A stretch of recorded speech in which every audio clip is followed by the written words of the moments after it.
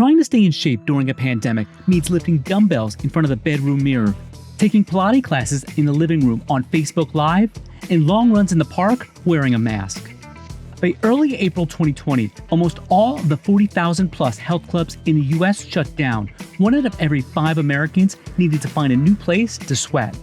Since the start of the pandemic, US gyms have lost more than $10 billion in revenue as of August 1st, 2020. And according to the International Health, Racquet, and Sports Club Association, without additional federal funds, about 25% of clubs could close permanently. In the meantime, Peloton sales have surged as people convert their apartments and houses into home gyms. COVID-19 has thrown the gym industry into a tailspin, wreaking havoc on some of the biggest names in fitness, including Gold's Gym and 24 Hour Fitness. Planet Fitness has also had to shut its doors for months, but unlike its rivals, the company is poised to sprint past the competition once the pandemic ends. Planet Fitness is the purple and yellow gym where a basic monthly membership runs $10 a month and the staff gives away free pizza and bagels. I really feel that in situations like this, people really realize how important fitness is and health and wellness. And there's studies that show all the time that working out does build your immune system. I think Planet Fitness, because of our unit economics and our strong franchise system, we're well positioned to weather the storm. Planet Fitness reported 53 consecutive quarters of positive same-store sales growth before COVID-19 hit in March 2020. But analysts say without the rollout of a vaccine, it could be until the end of 2021 before the company reaches pre-pandemic levels of profitability. So despite the dire situation in the gym industry, can Planet Fitness actually come out ahead? And what does social distancing mean for the future of working out?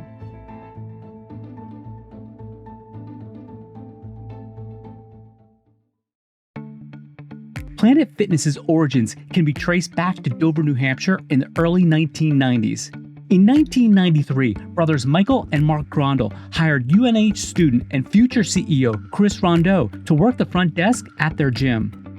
The club looked a lot like its competitors: stacks of free weights, a juice bar, and group exercise classes. But the trio realized that to expand their clientele beyond the limited pool of powerlifters and Taebo enthusiasts, they would need to go after the 80 to 85% of the population that didn't go to the gym.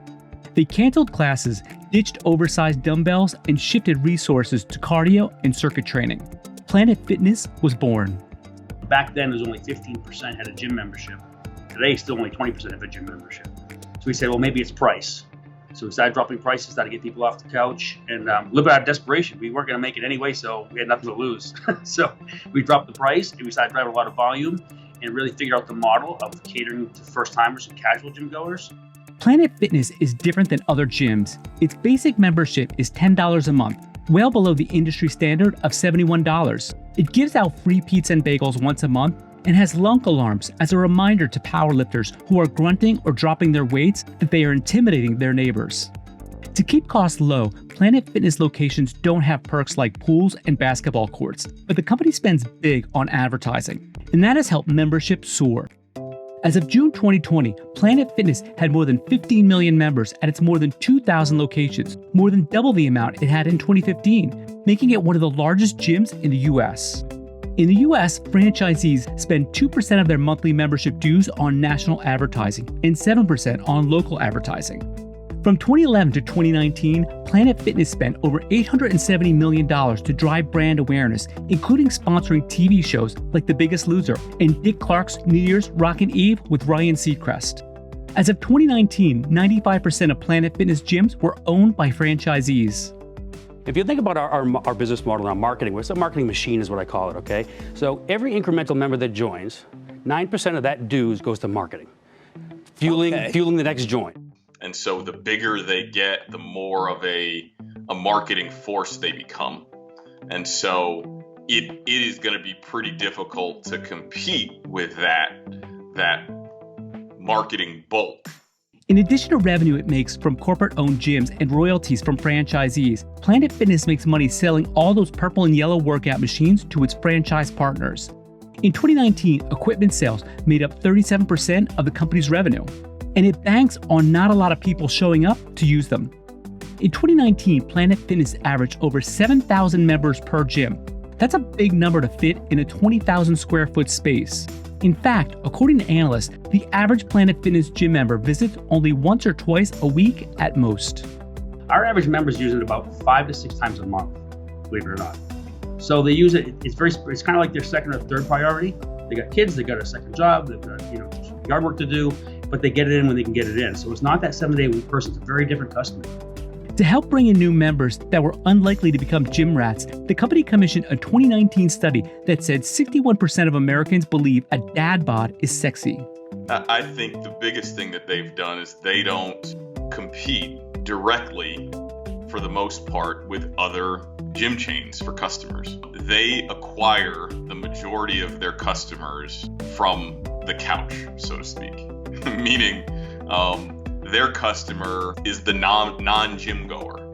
They're able to be extremely profitable despite the fact that they're only charging $10 or $20 a month because they have so many customers per club. And that, I think, is really the key to the business model. In August 2015, the gym operator debuted on the New York Stock Exchange, and the stock soared 450% to $88 by February 20th, 2020. As of October 26, 2020, Planet Fitness had a market cap of $5.9 billion. On the idea of convenience, the way that Planet Fitness is winning that war is that every year they're growing about 200 new units per year, which means they're getting closer and closer to where we all work and live. And that's a key reason why people join a gym as well.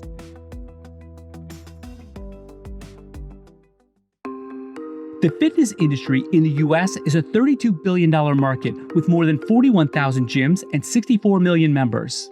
In addition to independent mom and pop clubs, gym chains like LA Fitness, Lifetime Fitness, Snap Fitness, and of course Planet Fitness were forced to shut down most all of their locations in March 2020 to curb the spread of COVID-19.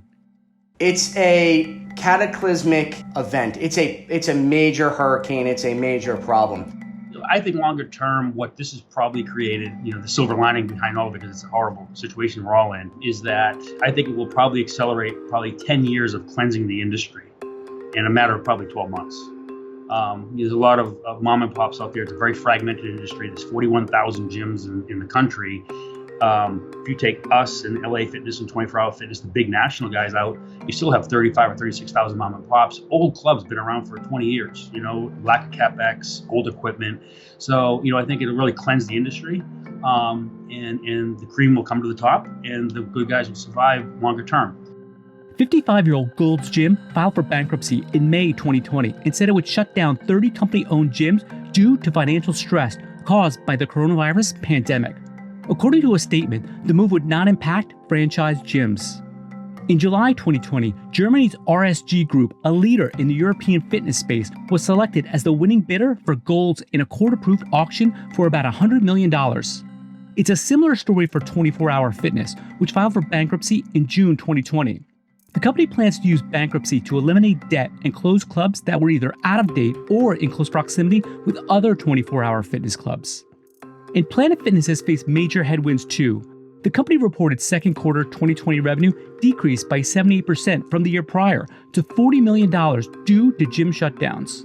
According to analysts, COVID-19 may have accelerated a trend in fitness that was already taking hold prior to the pandemic: working out at home. I think a lot of the bigger gyms were probably already struggling to some degree. I think this secular shift away from traditional gyms and towards at-home fitness had already started. In a survey published in June 2020 by TD Ameritrade, almost 60% of Americans polled said once the pandemic ends, they would not renew their gym membership. One of the main reasons? Affordability. Respondents said that Americans who choose to live a healthy lifestyle shell out an average of $177 a month on personal trainers, fitness classes, and gym memberships. More than half the people surveyed said the pandemic helped them find a cheaper way to live healthier. As gyms shut down because of lockdown orders across the U.S., demand for fitness equipment soared. According to NPD Group, fitness equipment sales rose 130% in March 2020 compared to the prior year. Sales of exercise bikes were up 170%, and weight bench sales were up 259%. Suddenly there was a shortage of dumbbells and kettlebells on e-commerce sites. One company that was well positioned in the at-home workout space was exercise bike maker Peloton. The company has seen sales surge. In the third quarter of 2020, Peloton had revenue of $520 million, more than 66% higher than a year earlier. It also reported more than 170,000 paying digital members, up 64% from the previous year. In September 2020, Peloton announced new products including a lower-priced treadmill and a more expensive bike option. The price of the original Peloton bike will drop by $350. Peloton had a market value of $35 billion in October 2020. And it's not just Peloton that is making inroads into home fitness.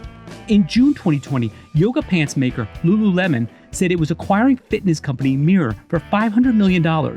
Mirror offers live classes in its wall-mounted device, which retails for $1,500. Subscribers pay $39 a month to stream classes.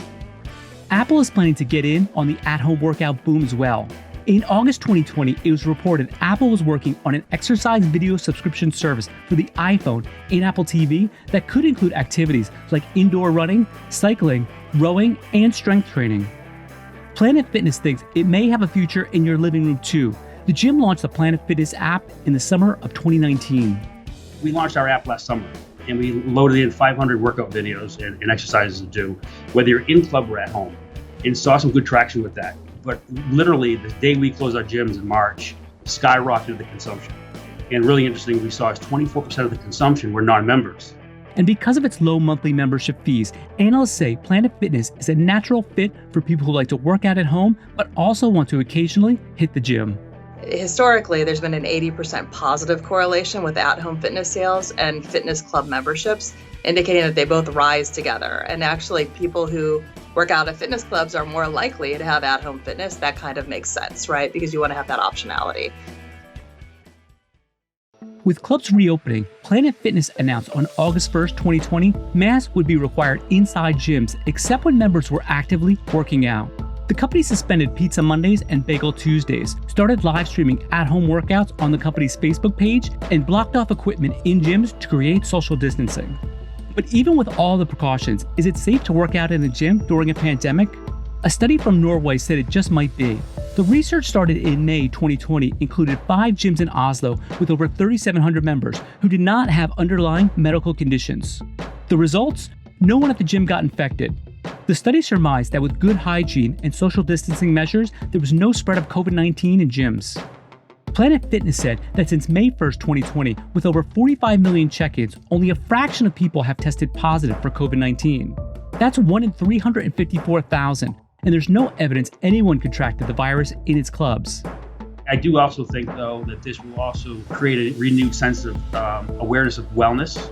I think people really realize from all the news reports you see that, geez, the people this is affecting the most are people that are either obese or chronic diseases or diabetes, heart disease. And I think this will get people to really say, we've been hearing it for 20, 30 years, maybe I should really listen.